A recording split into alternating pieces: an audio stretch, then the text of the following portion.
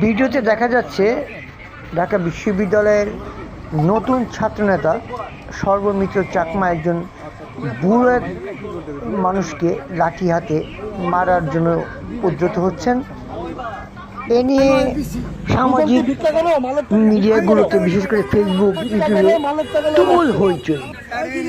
আর BNP ঘরানার লোক বলে পরিচিত ডক্টর জাহিদ সাহেব তো রীতিমতো বিশাল এক বক্তব্য তিনি দিয়েছেন। তাতে তো সর্বমিত্র চাকমাকে উনি রীতিমতো ডিটারজেন্ট পাউডার দিয়ে ধুয়ে দিলেন। তারপরেই আমাদের সকলের প্রিয় পিনাকিদা তিনি এটা তদন্তে নামলেন এবং এটার আসল সত্যটা খুঁজে বের করলেন। পিনাকিদার এই তদন্ত থেকে এই যে পাওয়া গেল ভিডিওগুলো, এই বুড়ো হচ্ছে একজন নেশার বিক্রেতা এবং যে দেখুন উনি নেশাগ্রস্ত, উনি প্যাথেটিন নেন এবং একাধিক ভিডিও ফুটেজ পাওয়া গেছে।